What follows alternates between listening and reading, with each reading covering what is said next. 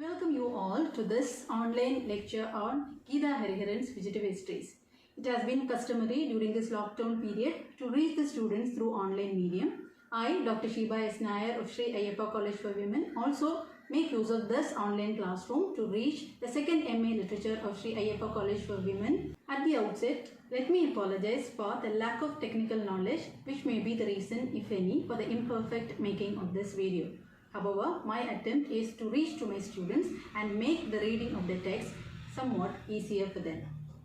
Fugitive Histories is one of the novels prescribed by the Manoormaniam Sundaranaar University for the second PG students for the paper Diasporic Women's Writing. This video lecture is going to give a short note on the author beside narrating the plot of the novel. Now, shall we move to the first part of the lecture? The note on the author. The year 1954 became memorable in the realm of Indian, or rather the world literature, due to the birth of Geeta Hariharan. She is the predecessor of Arundhati Roy, the author and the activist. Geeta Hariharan was born in Coimbatore, a town in Tamil Nadu. Her father was a journalist who introduced her into the world of letters. Her early days were spent in Mumbai and Manila, where she had her primary education, and books were the only buddies during that period. Later, she had the privilege of pursuing higher education at Fairfield University, Connecticut, where she also worked as a staff writer for WNET Channel 30. However, in 1979, she returned to her motherland and established herself as a writer as well as editor for various print media. Hariharan was plucky enough to identify at the early stage of life itself that she fits well into the realm of literature. Victorian novels as well as Japanese fiction proved her creative skill. However, it must be said in her favor that a ravenous reading does not set her aloof from the common man, and she always addresses the issues pertaining to common man. Hariharan is not a mere reader or a writer, but a trained musician too, which finds expression in her fiction, especially in her debut novel, Thousand Paces of Night. Hariharan ranges above other writers by being a committed activist. Whenever she finds any social issues, she never hesitates to give her voice against it.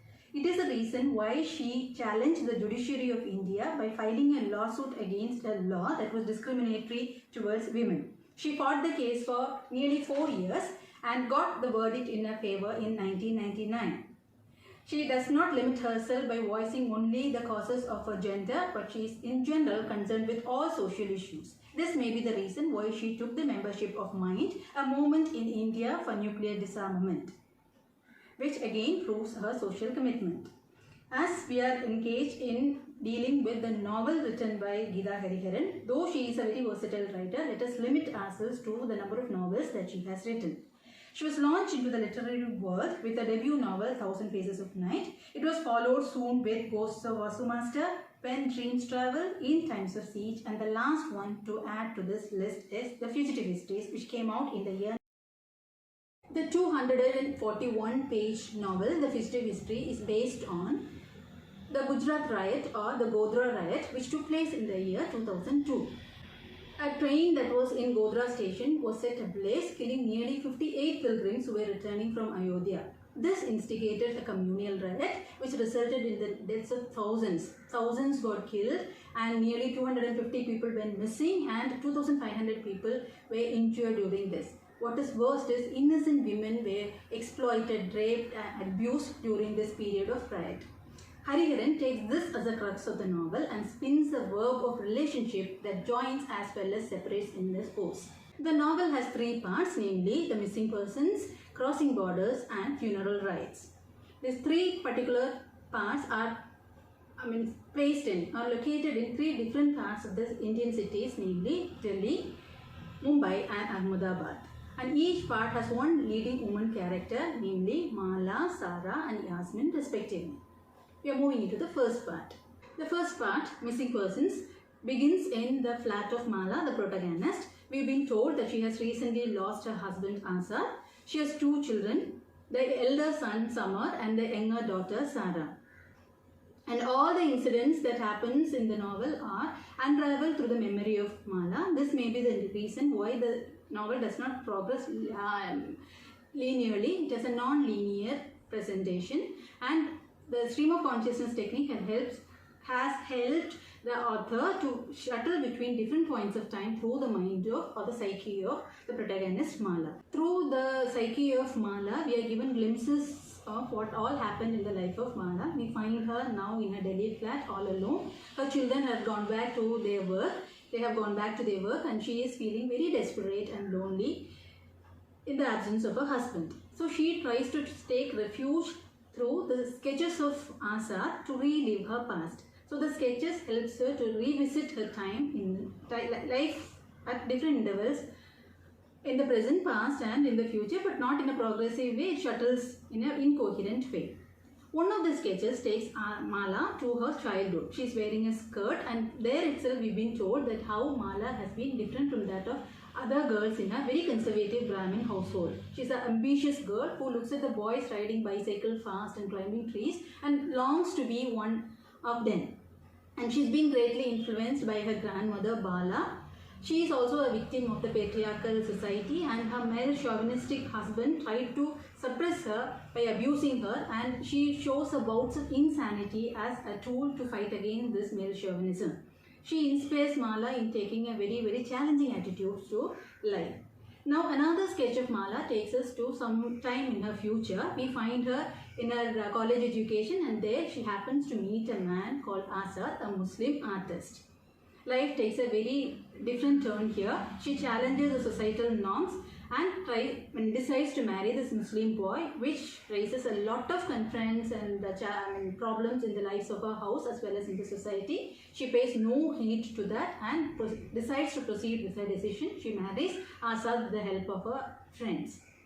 Life goes smoothly, but unexpected events that happens in the society has its own reflection in the life of Mala. The Mumbai riot has a great impact on the mind of Azad, who is a very secular person. He doesn't believe in any religion. Though he is an Islam by birth, he does not pertain to this religious demands of that religion, and he brings up his children as secular individuals. But when the Mumbai riot happens, the society shows its ugly side. His friends, who were so friendly with one another, they started to behave as different people taking on the sides of religions. They fight with one another in the name of the religion as Hindus and Muslims. This shatters his hope and he lost his faith in life and ends broken-hearted, leaving Mala alone. So this historical events that happens in the society does not only affect Azad, but it has its own reflections and implications and effects on the children too. Samar also undergoes a lot of struggle and strife inside him due to the societal pressures. So finally he decides that he cannot live a life of a secular being in this country, and so he decides to take a religion, and he chooses Islam as his religion, which is very shocking to the parents, and this may be one of the reasons why Azad was feeling very bad, and that led to his death. And now Mala is worried what will be the stand taken by the daughter Sara towards this attitude of this religion, this problem of religion. And we find Sara now in Mumbai. She is working in an NGO organization called Sangam. And one day when she was assisting her friend in preparing a documentary, she happens to look at the photograph of an innocent looking girl called Yasmin. That girl attracts her attention, and when Nina asks her whether she would like to join her in doing that documentary, she says yes, quite unconsciously. And she was not very sure whether she could be successful in that, but she decides to join her. And in between, we've been told that she receives a call from Sama, her brother, asking her to meet him at a restaurant. She goes there and finds that Sama has also taken some important decision in his life, that he is going to leave this country for a better employment. He gives her some token of love, some money as his token of love, and says goodbye to her. And Sara too informs him that she has taken a decision to go to Ahmedabad to make that documentary, and he also approves of that decision. And Sara now decides to work with Nina for the documentary. The first part, the missing persons, comes to an end here. When we look at the aptness of the title, Missing Persons, it's very apt. I would say that it is very apt because in this chapter we find there are a list of people whom the characters miss. The novel itself starts with the death of Azad, which is a great miss for the entire family. And through Bala's life, we've been told that Mala has a twin brother, whom she loses at her mother's womb itself. And Bala is also dying in that same chapter, and we find that the Yasmin, who is a victim of the Godhra riot, is also experiencing the sufferings of a missing brother.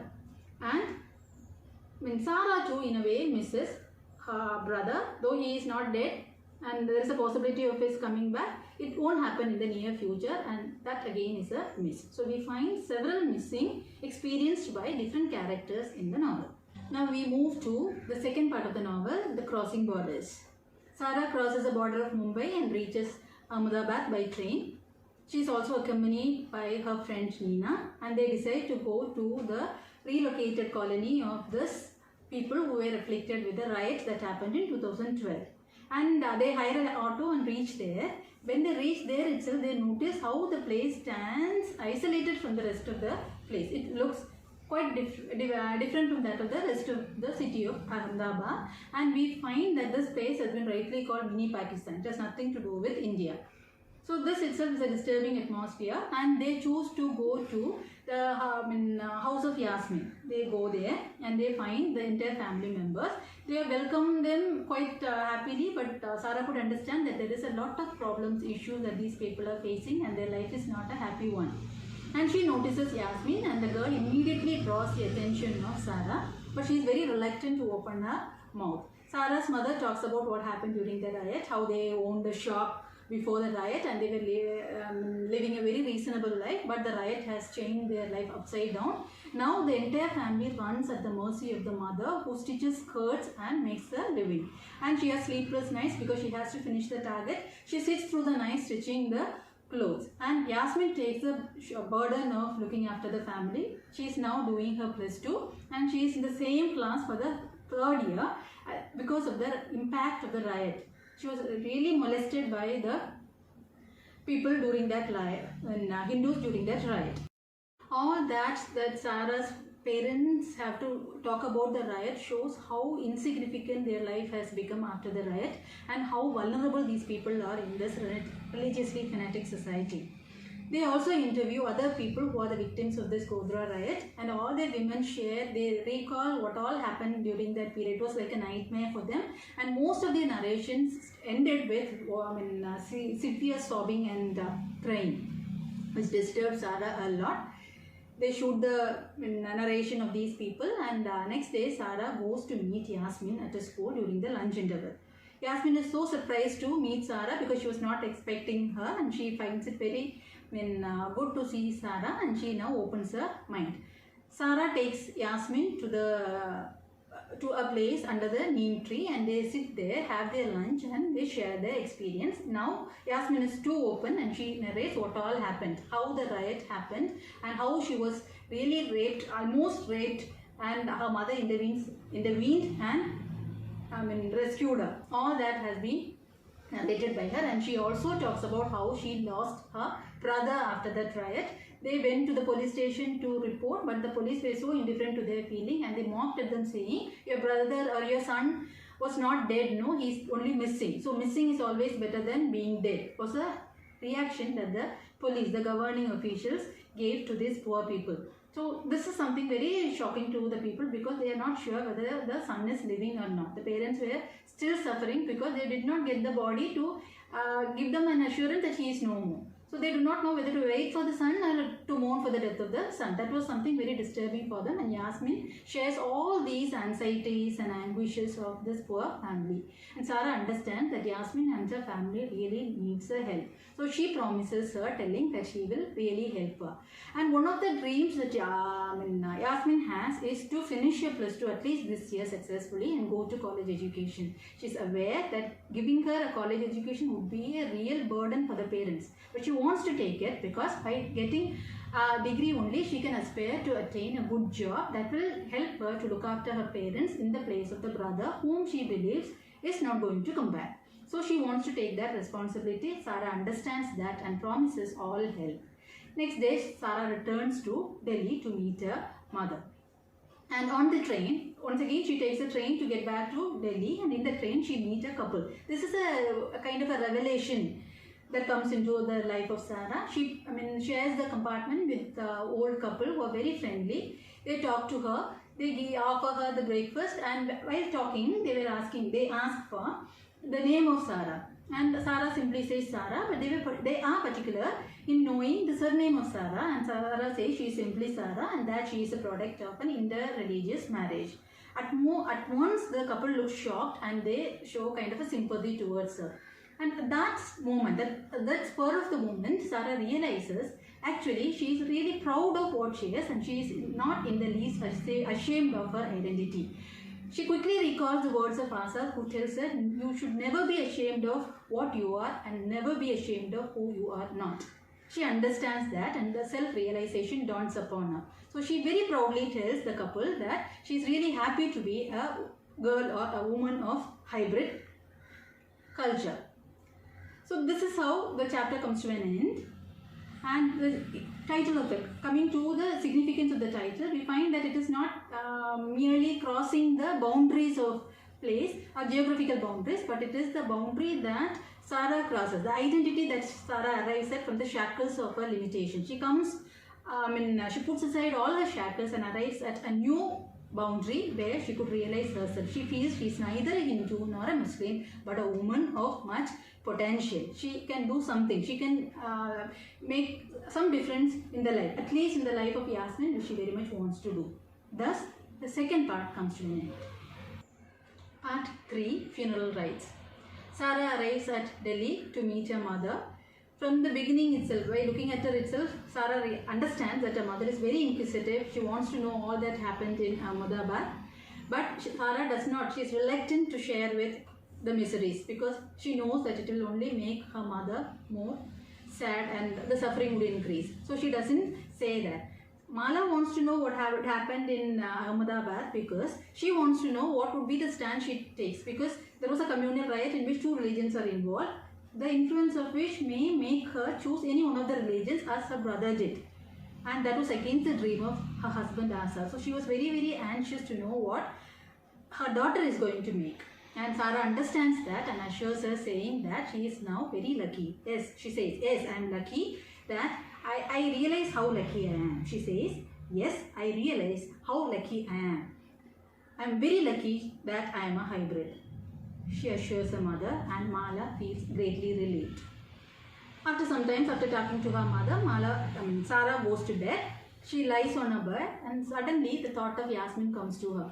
She thinks that somewhere in Ahmedabad, this girl would also be lying on the ground and thinking about the brother as she is doing now. And suddenly the realization comes, it is not necessary that only the afflicted speak for their own rights.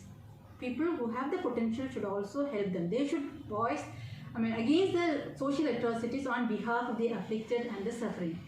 So, such a thought comes to her and Sarah falls asleep, and in that sleep she dreams and she finds her father in the graveyard talking to some women very vigorously about everyone's right to life. And when she wakes up, she thinks that is a message that her father wants to give to the child, his daughter Sarah. So she understands that message. Next day she feels like going to find the grave of her father, Asa. So she goes to the graveyard with some flowers. When she goes there, she finds number of graves there and she is not sure which one belongs to Asa because there is no inscription on it. When she was standing very puzzled looking for the grave of Asa, she notices a poor old woman looking very hungry. She feels that more than the father, whose grave she is not able to locate, deserves this flowers. So she goes and offers the flowers to the old woman. And she also gives her some money, and the woman is visibly happy. She blesses Sarah and says that she will look after the grave till Sarah returns. Sarah in her heart thinks that there is no return for her to this grave because she knows her father is nowhere there. By living as well as in death, he will never be in a very restricted place like this. He wants to be always free, and his soul will also be now wandering or roaming or loitering freely somewhere. So she decides never to return. Sarah comes back to Mumbai, and when she arrives there, she is being told that she received a call from the Sangam office. So she understands now is the time that she has to make a decision whether to continue in the government organization or to continue with the making of the documentary. And she knows that making a documentary on a religious riot requires her to take a stand, either that of a Muslim or that of the Hindu, which neither she is now. So she thinks of quitting the making of the documentary or quit assisting Nina, and she thinks that more than deciding about her vocation, now she should start helping the girl Yasmin. So she makes a call to Yasmin, and she finds that Yasmin has successfully come out of a +2 examination, and the family for the first time after a long gap has something to celebrate with. She's very happy, and Sarah very involuntarily, without any prior thinking, asked whether she would like to join her in Mumbai, where she would arrange for her college education. This thrills Yasmin, and she looks at the parents very expectantly. The parents know that it is really going to be difficult to send this girl far away to a place like Mumbai, but they agree because they know that is a dream of the girl. Thus, a decision has been taken, and Yasmin is planning to go to Mumbai. Sarah realizes she has no feeling of greatness or pride. She knows that what she has done to Yasmin is nothing in comparison with what Yasmin has done to her. Yasmin is really the one who has made her attain that self-realization or to arrive at a definite identity. And this is a great thing, and what she has done to Sarah is nothing. Done to Yasmin is really nothing. This shows, this may be the very important, crucial moment in the novel where the author through Sarah is trying to tell you that no individual stands distinct or apart from the rest of the society. Every individual is connected. We are all connected by a chain. The connected link may be not visible, but it is definitely there. This can never be better understood than this pandemic period, where what happens in one corner of the world gets its effects in the rest of the world. And we are suffering for what China had started with. So this is a clear message that Geeta Hariharan's novel, The Fugitive Histories, is also trying to give. That everyone has their own influence on the life of the other. Sarah's life, Yasmin's life, Mala's life, everyone's life is interconnected, and they have the role to play in others' life. And she also tells you that no story has a definite end. This may be the reason why she follows a non-linear presentation where one does not lead to the another. It has been shuffling from the past and the present, telling you that no story has a perfect beginning or a perfect end. If you want to understand the end properly, then you have to go to the beginning. That only makes the end very clear. So, with this note, I conclude this presentation by telling you that everyone should be committed to the society that they live in, and what happens to one will definitely affect the life of the other. So have some human concern and live an amicable life in this society. Thank you.